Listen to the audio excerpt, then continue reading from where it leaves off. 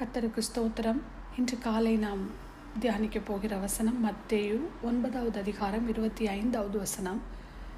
ஜனங்கள் வெளியே துரத்தப்பட்ட பின்பு அவர் உள்ளே பிரவேசித்து அந்த சிறு பெண்ணின் கையை பிடித்தார். உடனே அவள் எழுந்திருந்தாள். இதற்கு முந்தைய வசனத்தில் நம்ம பார்க்கும்போது சிறு பெண்ணின் அவங்களுடைய அந்த மரணத்தால் துக்கப்பட்டவர்களிடம் இயேசு அவள் இறக்கவில்லை, தூங்கி கொண்டிருக்கிறாள் என்று கூறினார். அதற்கு அவர்கள் பதிலளிக்கும் விதமாக அவர்கள் அவரை ஏளனம் செய்தனர் என்று நாம் வாசிக்கிறோம்.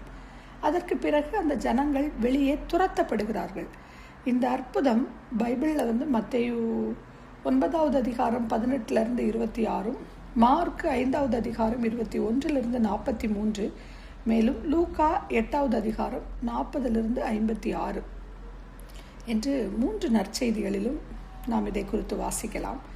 அதில் மார்க் 5, 40, 41வது வசனத்தை நாம் வாசிக்கும் போது இன்னும் ரொம்ப கொஞ்சம் டீட்டெயிலாக இந்த எப்படி நடந்தது அப்படின்னு கொடுக்கப்பட்டிருக்கிறது. அதில் அதற்காக அவரை பார்த்து நகைத்தார்கள். நம்ம ஆல்ரெடி வாசித்தோம். எல்லோரையும் அவர் வெளியே போக பண்ணி அங்கே என்ன பண்ணியிருக்க வாசிக்கிறோம்.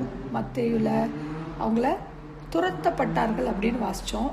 இங்கே பார்த்திங்கன்னா அவங்கள வெளியே போக பண்ணி பிள்ளையின் தகப்பனையும் தாயையும் தம்மோடு வந்தவர்களையும் அழைத்து கொண்டு பிள்ளை இருந்த இடத்தில் பிரவேசித்து பிள்ளையின் கையை பிடித்து தலித்தாகுமி என்றார்.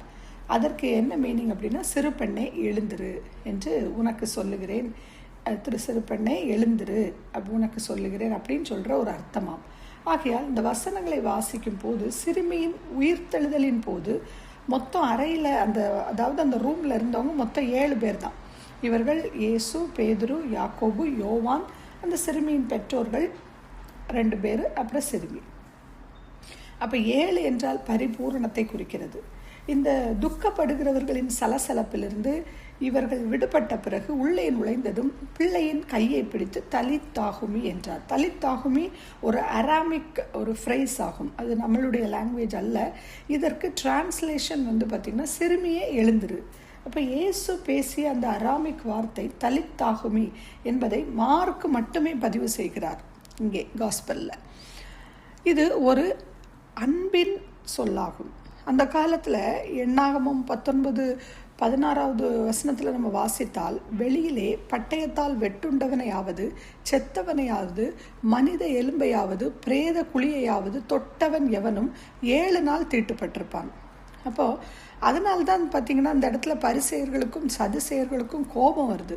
இவர் என்ன நியாயப்பிரமாணத்தை கடைப்பிடிக்கவே மாட்டேங்கிறாரு, எல்லாமே நியாயப்பிரமாணத்துக்கு அகேன்ஸ்டாக இவர் பண்ணுறாரே அப்படின்னு சொல்லிட்டு எங்கே போனாலும் இயேசுவை ஃபாலோ பண்ணுறதும் அவரை குற்றம் கண்டுபிடிக்கிறதும் இந்த காரியங்கள் தான் இந்த இடத்துல பார்த்திங்கன்னா அவங்களெல்லாம் எள்ளி நகைக்க வைத்தது. சிறுமி தூங்குறா அப்படின்னு சொல்லும்போது ஏன் அவங்க சிரிக்கணும்?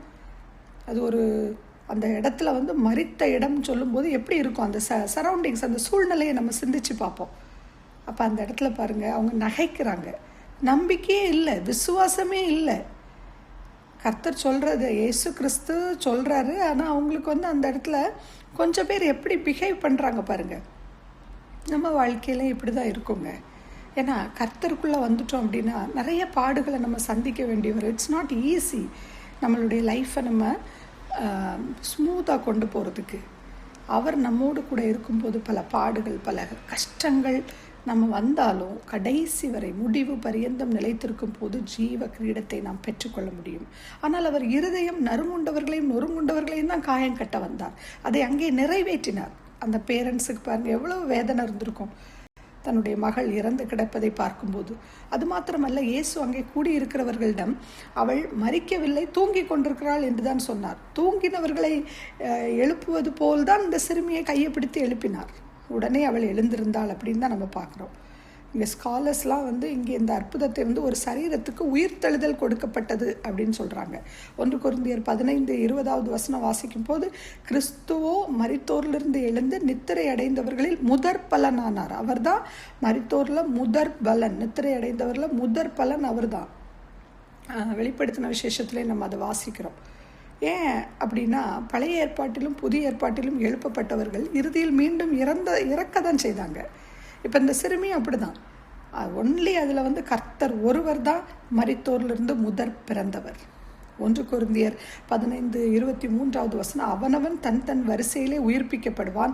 முதற் பலனானவர் கிறிஸ்து, பின்பு அவர் வருகையில் அவருடையவர்கள் உயிர்ப்பிக்கப்படுவார்கள். இங்கே இந்த சிறுமியை எழ வைத்தது அந்த மரண நிலையின் மீது தனக்கு அதிகாரம் இருப்பதாக கர்த்தர் காட்டியுள்ளார். இயேசு கிறிஸ்து அவரது உயிர்த்தெழுதலில் அது நிரந்தரமானது என்பதை அவர் நிரூபித்துள்ளார். கர்த்தர் தனது அற்புதமான வேலையில் மேசியா மூலம் என்ன செய்கிறார், இயேசுவின் மூலம் என்ன செய்கிறார் என்பதை நாம் இங்கே பார்க்க முடிகிறது. இங்கே முதலில் சிறுமி இறக்கவில்லை என்ற போது அவரை நகைத்தார்கள். ஆனால் நமக்கோ இந்த வார்த்தையை பற்றி கொள்ள கர்த்தர் பொக்கிஷமாக நம் கையில் கொடுத்திருக்கிறார். இதுதான் அவருடைய பலன். நமக்கு அவருடைய வார்த்தை, அவருடைய சத்தியத்தை நாம் பற்றி கொண்டு இன்னும் நாம் இந்த வசனங்களை தியானிக்கும் போது கர்த்தர் நம்மோடு கூட இடைப்படுவாராக. கரடு முரடான பாதைகளில் வெளிச்சமாயென்றும் இருப்பவரே, வழிகளிலெல்லாம் தூதர்கள் அனுப்பி காப்பதும் உங்க கிருபையே, வழிகளிலெல்லாம் தூதர்கள் அனுப்பி காப்பதும் உங்க கிருபையே, உங்க கிருபையே, உங்க கிருபையே என்னை தாங்கி நடத்தினதே, உங்க கிருபையே, உங்க கிருபையே என்னை தாங்கி நடத்தினதே,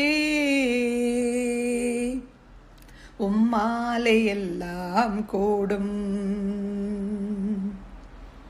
ஒரு வார்த்தை சொன்னால் போதும், உம்மாலே எல்லாம் கூடும், ஒரு வார்த்தை சொன்னால் போதும், உங்க கிருபையே, உங்க கிருபையே என்னை தாங்கி நடத்தினதே,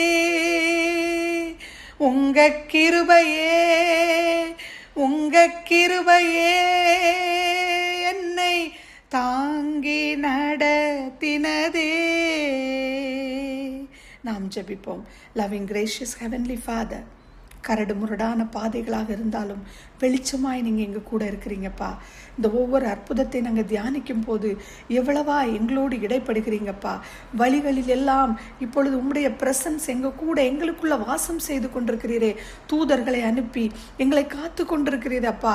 மில்லியன்ஸ் ஆஃப் ஏஞ்சல்ஸ் அப்பா, எங்களுக்கு எந்த தீங்கும் வராதபடி அப்பா உம்முடைய சட்டையின் மறைவிலே வைத்து கொண்டிருக்காங்களே, உமக்கு கோடி நன்றி அப்பா. எங்களுடைய எந்த சூழ்நிலை மரணத்தை போன்ற ஒரு சூழ்நிலை உருவானாலும் உம்மால் எல்லா சூழ்நிலைகளையும் ஒரே வார்த்தையின் மூலம் மாற்ற முடியும். அதை வேதனையான காரியங்களை புரட்டி போட முடியும் என்று நாங்கள் விசுவாசிக்கிறோம் அப்பா. இங்கே ஜனங்கள் எப்படி வெளியே துரத்தப்பட்டாங்களோ அதுபோல் உமக்கு பிரியமில்லாத அவிசுவாசமான காரியத்தை விட்டு எங்க இருதயத்தில் மேபி உமக்கு விருப்பமில்லாத அப்பா ஒரு பயம் என்ற எண்ணங்கள் எங்களுக்குள்ள இருக்குமானால், அற்புதங்களை பெற்றுக்கொள்ள தடையுள்ள காரியங்கள் எங்களில் இருக்குமானால் அகற்றி வார்த்தை எங்களுக்குள் கிரியை செய்யட்டும் என்று துதிக்கிறோம் அப்பா. அப்பா, இந்த வாரம் முழுவதும் அப்பா உம்முடைய பிரசன்ஸ் எங்க கூட இருந்ததுப்பா. இந்த வேத வசனங்களை தியானிக்கும் போது ஒன்றும் அறியாத எங்களுக்கு கூட திக்கு வாயும் அந்த வாயும் உள்ளவங்கப்பா. எங்களுக்கு ஒன்றும் தெரியாது, எங்களுக்கு ஞானமே இல்லைப்பா. இந்த காரியத்திலும் நீங்கள் எங்களோடு இடைப்பட்டீங்களப்பா. உம்முடைய அந்த வல்லமையின் அற்புதத்தை நாங்கள் தியானிக்கும் பொழுது உம்முடைய பிரசன்ஸ் எங்களை சூழ்ந்து கொண்டதே. எங்களுக்கும் நீங்கள் உயிரை தந்து இந்த உலகத்தில் எங்களையும் நீங்கள் உயிரோடு வைத்திருக்கிறீங்கன்னா எங்கள் வாழ்க்கையிலையும் எவ்வளோ அற்புதங்களை அப்பா நீங்கள் செய்திருக்கீங்களே. பிறந்த நாள்லேருந்து இந்த நாள் வரைக்கும் உமக்கு கோடி நன்றி அப்பா. இந்த வாரம் முழுவதும் இந்த வீக்கெண்டில் எங்களை கொண்டு வந்திருக்கீங்க. உங்களுடைய பிரசன்ஸ் எங்கள் கூட இருக்கட்டப்பா. உங்களுடைய சமூகம் மாத்திரம் எங்கள் முன்னாடி செல்லட்டப்பா. எந்த விதத்தில் உமக்கு பிரியமில்லாத உமக்கு விருப்பமில்லாத இடங்களுக்கோ அந்த கண்கள், கைகள், கால்கள் எல்லா அவயவங்களையும் உடைய பலிபீடத்தில் ஒப்பு கொடுத்து ஜெபிக்கிறேன் அப்பா. நீங்கள் காத்துக்கொள்ளுங்க. வசனங்கள் எங்களோடு தெளிவோடும் அதிகாரத்தோடும் பேசட்டும் என்று துதிக்கிறோம். தாழ்த்தி எங்களை உடைய பாதத்தில் ஒப்பு கொடுத்து ஜெபிக்கிறேன். துதி, கனம், மகிமை அனைத்தும் உமக்கே செலுத்தி இயேசுவின் இன்ப நாமத்தில் துதிக்கிறேன் எங்கள் ஜீவனுள்ள நல்ல பரமபிதாவே. ஆமேன்.